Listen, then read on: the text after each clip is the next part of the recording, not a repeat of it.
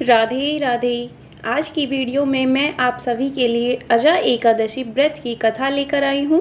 यदि आप चैनल पर नए हैं तो प्लीज़ वीडियो को लाइक करें, ज़्यादा से ज़्यादा शेयर करें और चैनल को सब्सक्राइब करें।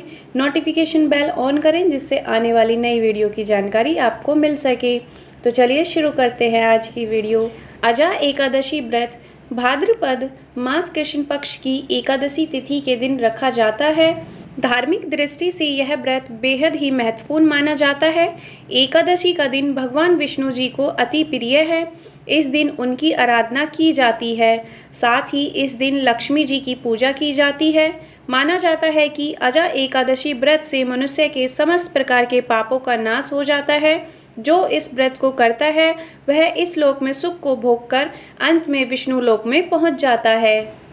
इस व्रत का फल अश्वमेध यज्ञ, कठिन तपस्या, तीर्थों में दान स्नान आदि से मिलने वाले फलों से भी अधिक होता है। यह व्रत एकादशी तिथि से प्रारंभ होकर द्वादशी तिथि की सुबह समाप्त होता है।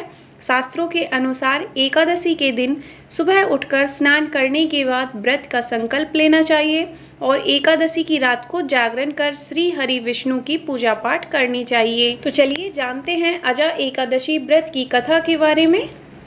पौराणिक काल में एक अत्यंत वीर प्रतापी तथा सत्यवादी हरिश्चंद्र नाम का चक्रवर्ती राजा राज्य करता था। प्रभु इच्छा से उसने अपना राज्य स्वप्न में एक ऋषि को दान कर दिया और परिस्थिति बस उन्हें अपनी स्त्री और पुत्र को बेच देना पड़ा।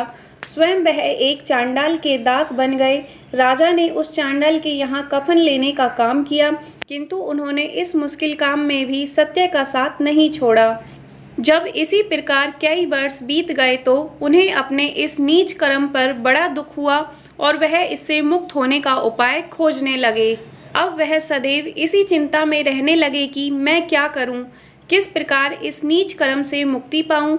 एक बार की बात है, वह इसी चिंता में बैठे थे कि गौतम ऋषि उनके पास पहुँचे। हरिश्चंद्र ने उन्हें प्रणाम किया और अपनी दुख भरी गाथा उन्हें सुनाई।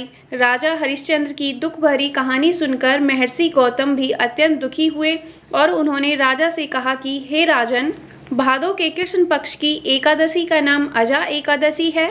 तुम उस एकादशी का विधान पूर्वक व्रत करो और रात्रि को जागरण करो, इससे तुम्हारे सभी पाप नष्ट हो जाएंगे।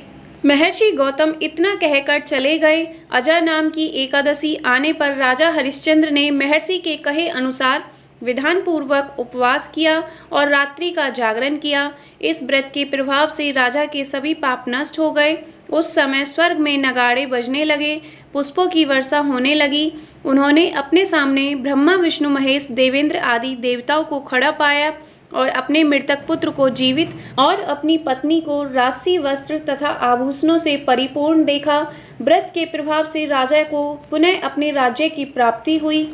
वास्तव में एक ऋषि ने राजा की परीक्षा लेने के लिए यह सब किया था, परंतु अजा एकादशी के व्रत के प्रभाव से ऋषि द्वारा रची गई सारी माया समाप्त हो गई और अंत समय में हरिश्चंद्र अपने परिवार सहित स्वर्गलोक को चले गए। आज की वीडियो अच्छी लगी हो तो इसे लाइक करें, ज़्यादा से ज़्यादा शेयर करें, चैनल को सब्सक्राइब करें और नोटिफिकेशन बेल ऑन करें जिससे आने वाली नई वीडियो की जानकारी मिल सके। धन्यवाद। राधे राधे।